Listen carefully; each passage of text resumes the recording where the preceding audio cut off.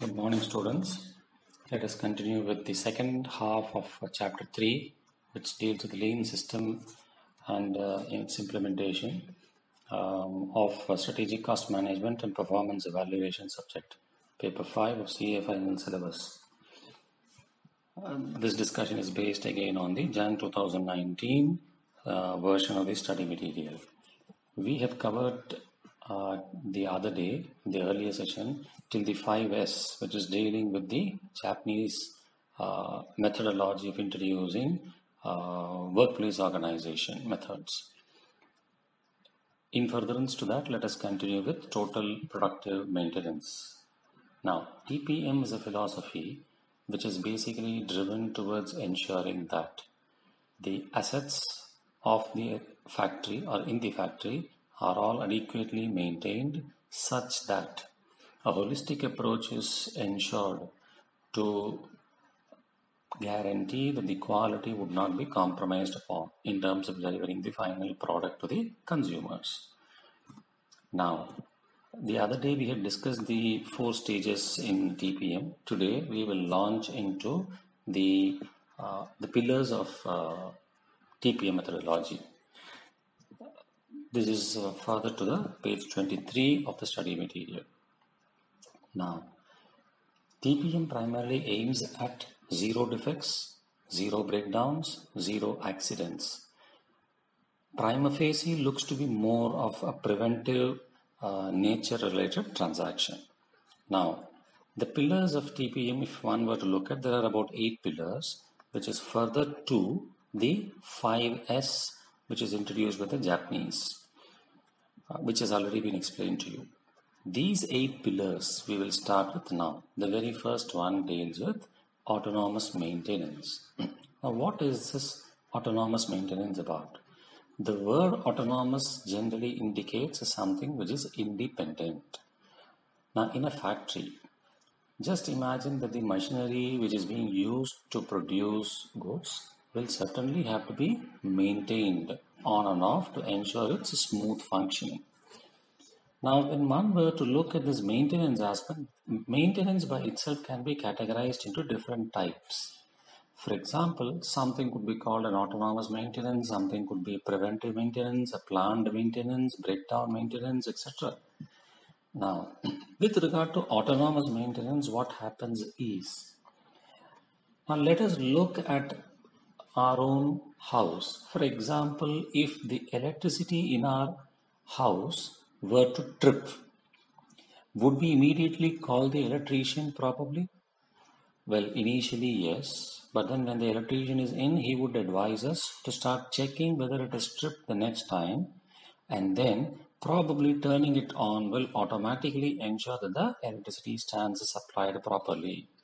Whether electricity is being supplied to a particular point, if that has to be checked, I don't think we need to call the electrician all the way to come to our residence to check it. We ourselves can buy a tester, can insert the tester into the plug and probably into the socket and check whether the electricity supply is being received there or not. Now, through this we understand that from a maintenance perspective, for every single thing you don't need to basically be calling the expert to your place to do the job. There are certain activities which of that expert which can be done by the local person itself, which will speed up the process of manufacturing itself.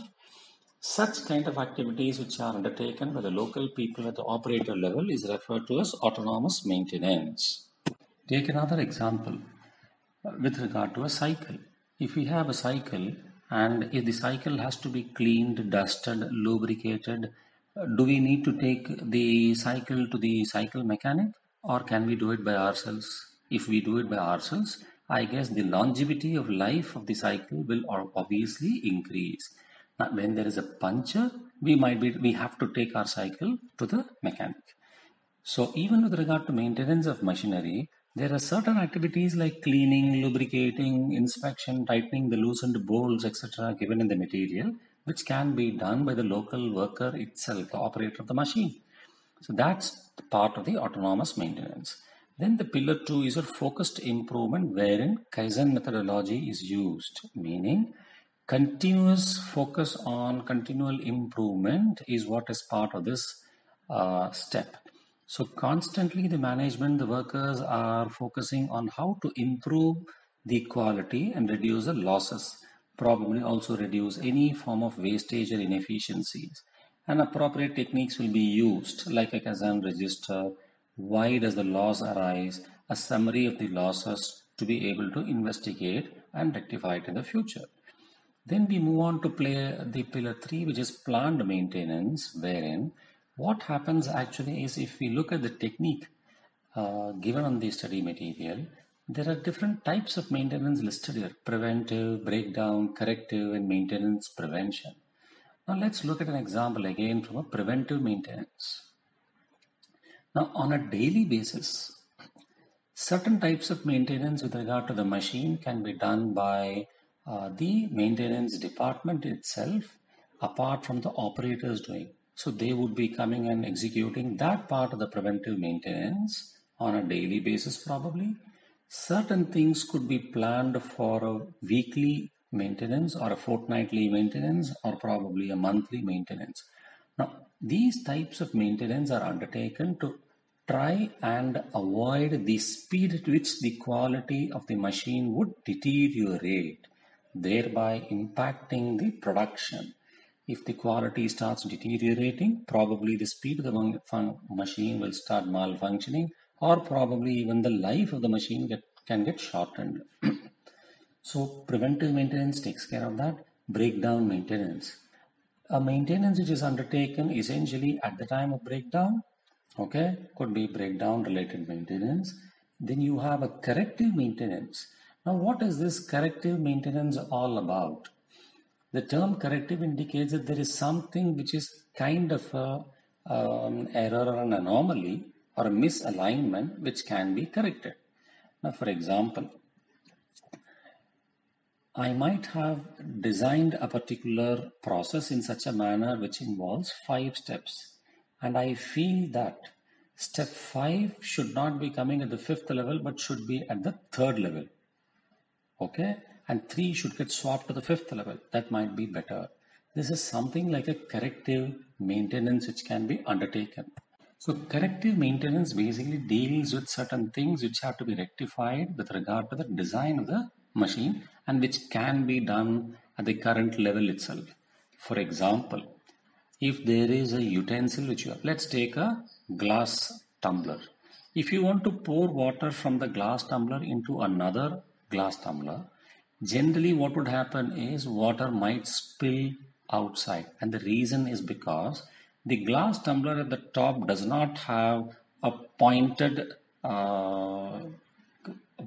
position available for the water to flow through conveniently. Now, this is something which cannot now be rectified, but can probably be rectified only when the next manufacturing occurs. But just imagine if this this tumbler had not been made of glass but had been made of clay, for example. And if you can actually redesign it slightly to such an extent that that protrusion is being given, then in future water will flow through normally for you. This is something like a corrective maintenance which can be executed in the current machinery itself. But then if you can't do it in the current state, there are several activities you do. You realize that it is actually causing issues. In future, when you want to execute something, you will design it in a different manner. For example, let us say water gets stagnated at the entrance of our house. Now, what we would generally tend to do is during the rainy season, we would like to try to build something like a ramp, a small ramp, where a slope, wherein water falls on the plateau, runs down the slope and is onto the street and probably heads to the drainage system. Now, if we didn't have this slope, it is possible for us to call the mason and get the particular mini ramp created over there for the water to flow in future. This is something like a corrective maintenance because the design was kind of inappropriate initially. Now, what would be the technical difference between the corrective maintenance and the maintenance prevention? the next technique available in pillar 3. Now, if you were to build a new house there, would you, for example, initially at the entrance, not construct a slope, or out of your learning from the past, wherein you have noticed that water gets stagnated during rainy season, would you want to automatically tell the builder, I need a slope over here? I think any one of us would bet for the second option, wherein we would tell him, have a slope built here. Right from start, I would not want water to get stagnated here. This is something like a maintenance prevention, meaning in the past, whatever maintenance I used to do by cleaning the place and all, I can straight away do away with it right at the start through my designing in the next implementation. Then we move on to pillar 4, which deals with early management, fairly self-explanatory, focusing essentially on shortening the time required for product and equipment development. How quickly can we deliver the product by not compromising on quality is what early management typically looks at. And then you have quality maintenance, again getting in touch with the customers to ensure that what are those things which add value to them, so that those things are not compromised upon, all the non-value adding steps are removed, and quality is being delivered at the highest level. Pillar 6, which deals with education and training, wherein the top management or the senior management of the organization must actively, rather proactively involve themselves in creating a mass awareness in the organization by holding seminars, maybe not road shows, seminars or conferences within the organization to enlighten the workers about the requirement to shift to this kind of a methodology.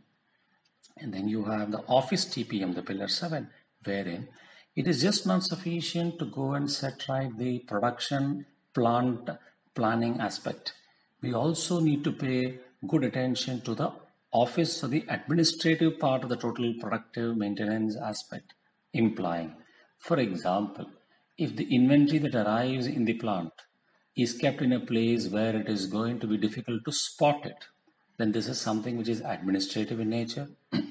Suppose it is going to take a lot of time to find the contact number of the supplier. That's again something which is administrative in nature. Suppose the invoice that has been sent or any important document that has been sent takes a lot of time to recover or is misplaced, is again administrative in nature. Such kind of issues also must not crop up, which will be addressed through the office TPM aspect. And the last pillar, which is pillar 8, deals with safety, health and environment. At this stage, the management wants it to be made very clear to the employees that safety of the employees is on top priority basis for the management. They would not want to entertain any kind of accidents or health related damages. Therefore, appropriate measures will have to be implemented to ensure that safety is given top priority. Now with that, well, the TPM part of the TPM is over. The second part of TPM deals with performance measurement. Now, just imagine, why would we should try to understand what is the sanctity behind introducing this total productive maintenance concept. Obviously, it is to help the organization achieve the output better, which is nothing but your performance. And therefore, if you intend to improve your performance, hopefully we also understand that there has to be a measure or a control mechanism in place to know and judge and analyze whether our performance is indeed improved or we have slipped behind post implementation of total productive maintenance. Now here, a key measure that is used to analyze the performance related measurement in TPM is overall equipment effectiveness, also referred to as OEE measure. And this addresses 6 different factors which you can probably go through. Broadly, the overall equipment effectiveness can be broken up or analyzed into 3 different components. If you draw a kind of a chart, you can draw a line below the OEE, take it to the left, down to the center, and also extend it to the right. The left hand side you could have performance related measure, the midpoint is availability related measure, and the right hand side extreme would be your quality related measure. A function of performance, availability and quality, or the product of performance, availability and quality will yield the overall equipment effectiveness. Now logically just think about it.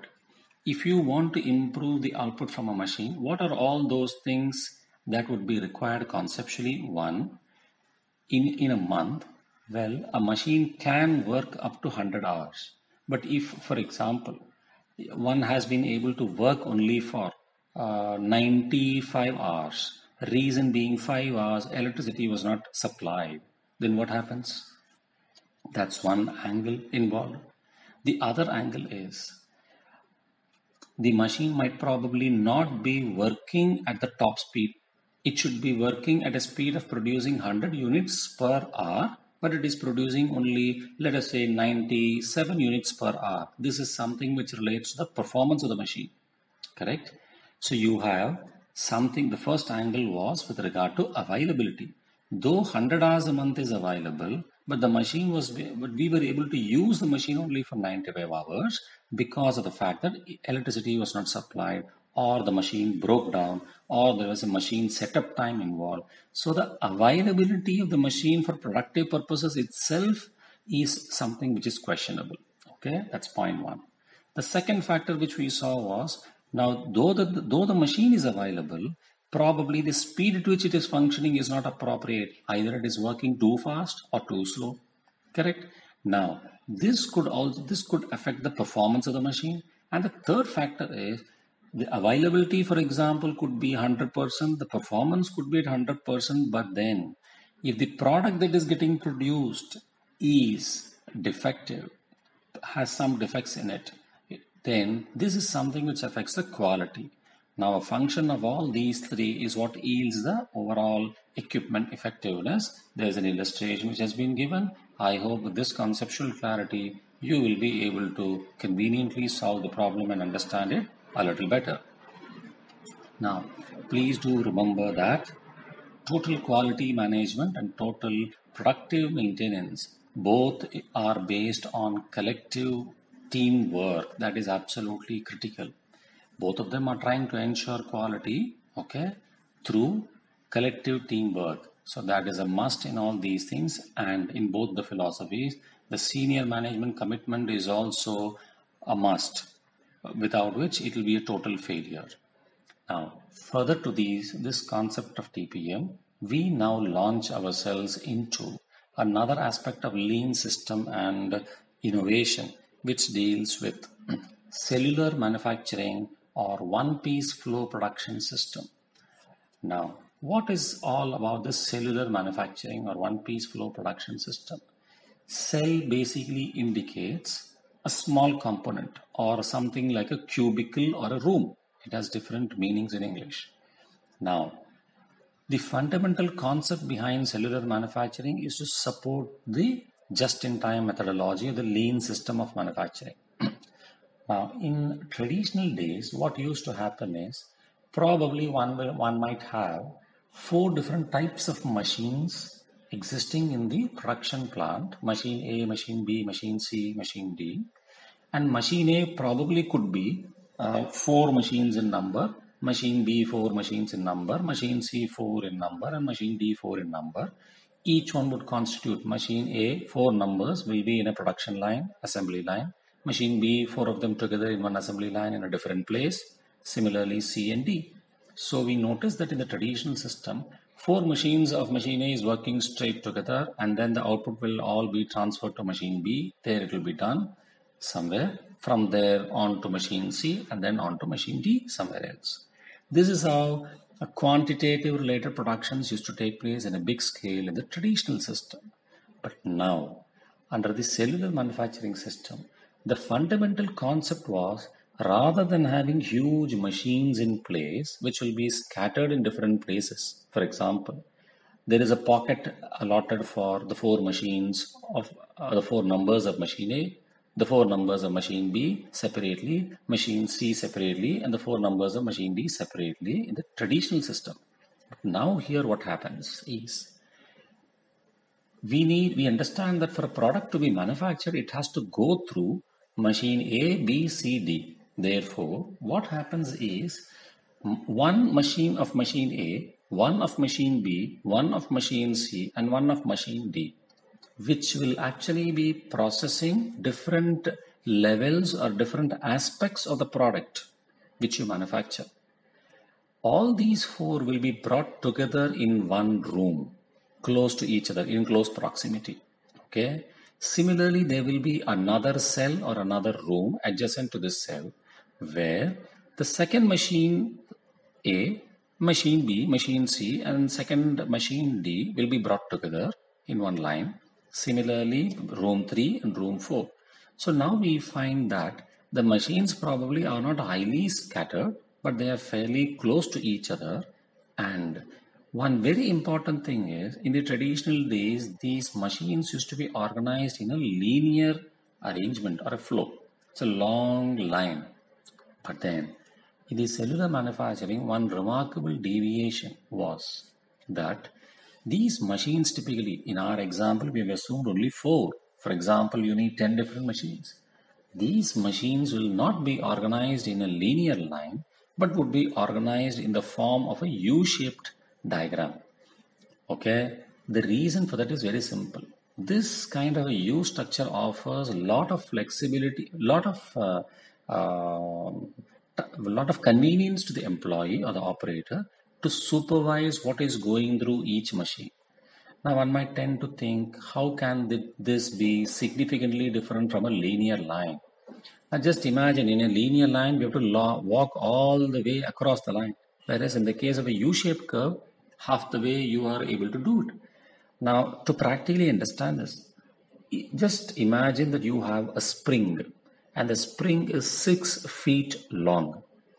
If one has to investigate the spring as to whether it is appropriate throughout the 6 feet, and if the spring is something which is absolutely linear, how will you be able to, how difficult would it be to investigate it if you have to hold it straight, or even if you hold it horizontally, you have to walk across the entire length. But then just imagine now, if you bend the spring and hold one end and the other end, both of them simultaneously in both of your hands, then it is just like a U-shaped one or an N-shaped diagram, and it is you don't have to walk across anywhere. Right then and there you can investigate or see through the entire spring of 6 feet. This is what happens actually in terms of an advantage in a U-shaped kind of a cell. Okay, now the worker basically who is now taking care of this production in each cell will have clear responsibilities assigned, and they are formed into cohesive teams, small cohesive teams. Now, when the machines are being brought in this way, they will also be smaller in size, probably a little more automatic, but smaller in size. And the moment they are smaller in size itself, it can be easily accommodated in a cell. They are easily manageable. They are easily reconfigurable. The setup time is shorter than what it used to take in the case of larger machines. All these we saw even yesterday, in the previous session, when we discussed about the long run batch, the short run batch in the just-in-time mechanism. But you don't need to have long run batch being done because of a long setup time involved. Those advantages will automatically flow even into the cellular manufacturing. Shorter batch setup duration, making it very convenient to service customer demands of different sizes, thereby affording a lot of flexibility to the organization to accept orders of different sizes. Now, the operator will have to be multi-skilled, because now this operator will be in charge of all the 6 or the 10 machines in the U-shaped diagram. So he will have to know how to actually operate each of those machines, the preventive maintenance, etc., which we saw, or the autonomous maintenance. They will have to know about each machine, how each machine will have to be set up. This also increases their level of involvement in the job, because in the previous days, they used to be involved only in one type of activity, which makes it all the more monotonous. But then now they are involved in more of a variegated environment, as different types of machines are involved in the same room, though the processing might not be significantly different, because if one product has to be processed through 6 or 10 different machines, it has to belong to one family. You can't have a completely different processing in a significant proportion. Please be very careful. The kind of processing that has to happen in all the machines will be a natural extension of what happens in the previous machine. You can't have a situation where one machine and the other machine just can't do absolutely similar processing itself. Okay. Because of the close involvement of the employee in the U-shaped diagram, he is able to immediately spot the defects as well as quickly as possible from machine 1 or from machine 3 in the line, and would stop the production and not move forward with machine 4 to further contribute to more defects. And therefore, the number of defects also gets arrested, and scrap related cost also will drop. Unnecessary building up of inventory also drops. These are the advantages of your cellular related manufacturing, where we have to bear in mind again that within each cell, the kind of products that will be processed will have to belong to one particular type of family. Just as an example, when we talk about a cell, assume that the house of each of us is a cell. Now, in each of our houses, what do we find? There are different people residing, but then they are part of one family. Each one has different likes. One is undertaking chartered accountancy, one is undertaking probably IIT, one is undertaking IIM. The father is working somewhere, the mother is basically a housewife, or whatever be it. Different people from different walks of life staying in one place as a family only. This is what I mean. Your neighbor's house is not your family. It's a completely different cell, but then there they are one well-knit family. A cellular manufacturing also goes with the same concept. Each cell is something like a house where you will have like 5 members, 5 different machines. All of them will be processing one particular type of product only, but different types of processing which could be related in a sequence is what will be done. Okay, just as an example. Now, moving on from here, obviously one should be very clear that the cost benefit analysis will have to be done, both quantitative as well as qualitative benefits, and then comparatively decide whether it is advisable to go ahead with cellular manufacturing. Well, in real life, a lot of establishments have gained significant advantages by implementing cellular related methodology.